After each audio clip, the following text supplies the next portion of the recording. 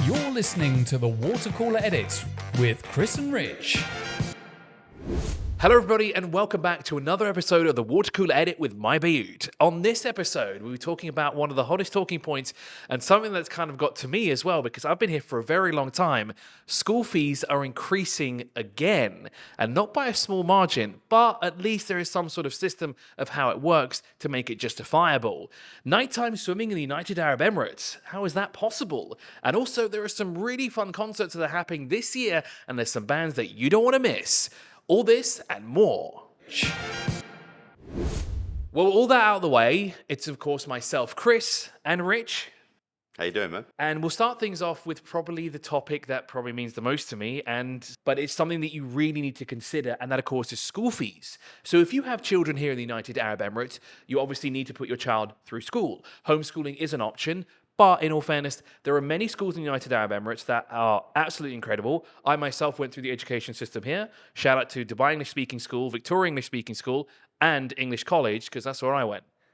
So there's a blame for you. Is that who we're blaming? No, I'm not blaming. Those are three great schools. I'm blaming them. I met some great people. I've met some, honestly, I have friends from Dubai English Speaking School, got friends from Victoria, and I've got friends from EC as well. Yeah? Still to this day, I'm amazed. I bet none of them are teachers. One is, I was, for a very brief moment of my really? life. Wow. Yeah, I was more of a supplementary teacher, though, for a while. Yeah. Interesting. The more you Look, learn. I'm sure they're fantastic schools. I was just being, what's the word? Frivolent. Oh, okay.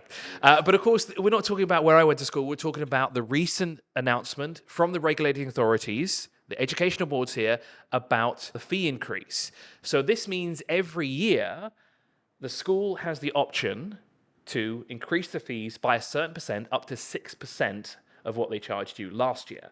Mm-hmm. And this goes into effect from 23-24 academic year. Yeah, so not absolutely. now, from next year. Yeah, the next academic year. And it depends. See, the KHDA ratings, there's 5 ratings, right? You've got weak, acceptable, good, very good, and outstanding. Right? So all the schools are given one of those ratings. And then if they were rated, say they were rated good, and they have then since been rated 2 years ago, and then last year they were rated good again, they've maintained their rating, right? So if the school has maintained its rating, it can increase by up to 3%, right? And then it goes on from there, right? So if a school was rated very good and went to outstanding, it can increase by up to 4.5%.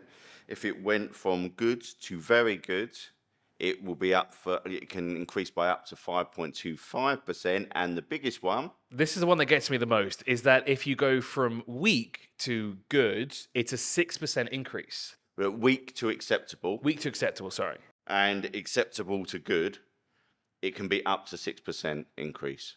Okay. It's a fair chunk. We should say as well, though, that it is down to the schools. They don't have to.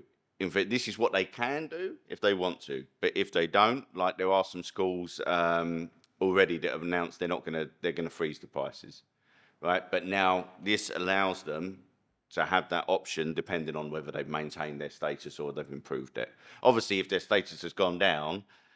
Is there a decrease in percentage of the fees? Yeah, No, that would be nice. I doubt It'll probably it, stay though. the same as it did the year before. Yeah, it will freeze. It will freeze, right? So that's where we're at. And I should say as well, Abu Dhabi has done the same. The Department of Education and Knowledge down there, they have their own rating system. And their increases are, again, related to that rating system. And this is obviously quite a big topic because schooling obviously is an expense that you will need to pay if you have children here, be it 1, 2, how many you have. You have the expense, 10, or you'll have to keep 11. in mind the expense of schooling. And I've looked at the price to what it is to put a child through school here for year 13 in the top 5 schools here. Yeah. You could buy a second-hand car, but you could buy actually a used car for the same price.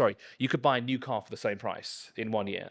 Yeah, I don't doubt it. It's a real big consideration for people throughout the UAE, that the school fees, and it takes up a big chunk of people's income. There's no getting away from it. So obviously some schools are more reasonable than others. You have to do your research. We have school guides actually on Bayut's on the Bayut platform that people can look at, which gives you really good in-depth analysis of schools. But yeah, look, at the end of the day, it's a chunk of change, isn't it? It's a chunk of change. It is a significant amount. But let's move on to some lighter news, some fun news, maybe something that you can use to get yourself more active after work, or better yet, when the sun goes down. You can now go swimming at night here. Well, wait, you can normally go swimming at night. What am I talking about? Swimming at any time of the day is feasible, to be honest. This is true. But what makes things interesting here is that 3 beaches in the United Arab Emirates, is it 3 or 4? It's 3. It's 3 beaches. Yeah. That you can go night swimming, and they have these massive lights that light up the beach. Yeah, they do. Yeah. So not just can you enjoy swimming, you can also enjoy time with your friends. You can sit down, have a nice meal, a picnic on the beach. Just to get together. Because obviously nowadays the weather's a bit warm to go to the beach in the morning or during the day. You can go in the evening, relax, feel the breeze. Really enjoy yourself. Yeah, basically from sunset to sunrise, the whole way through the night. These beaches are open. Jumeirah, Jumeirah 2, Jumeirah 3, and Sakim 1. We're getting to the time where it's kind of nuclear temperatures during the day. So you can head down to these beaches and cavort in the ocean.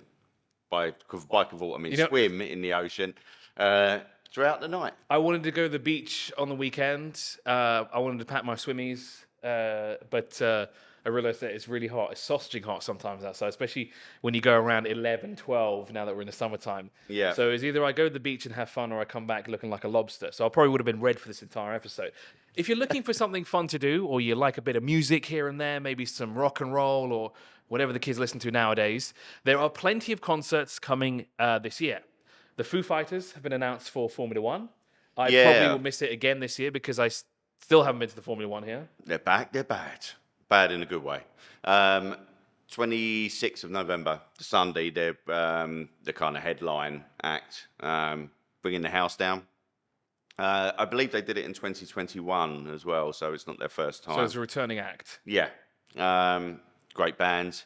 Sadly lost their drummer last year. So I believe they announced a new drummer just recently. So yeah, that's a big one, right? Foo Fighters doesn't get much bigger than the Foo Fighters. Well, we've just had Guns N' Roses, right? Were you there? At the Etihad Arena. No, I didn't make it to this one. I saw them when they were at Autism Rocks about 5 or 6 years ago. They were great actually then. But I didn't make it to this one. But from what I've heard, it was a pretty damn good concert. They play for a long time, Guns N' Roses. They don't kind of. They've been around for a while. I mean, some bands an hour and a half and they just can't wait to get out. Guns N' Roses, all playing up to like 3 hours and stuff. So, you usually get your money's worth. So, yeah, there was that. And Bryan Adams is the groover from Vancouver, Chris. The groover from Vancouver. What was that popular song that he had? Everything I do it for you. Can you sing it? Yes, I have the ability to sing it. I'm not going to sing it. Summer of '69. Oh, yeah.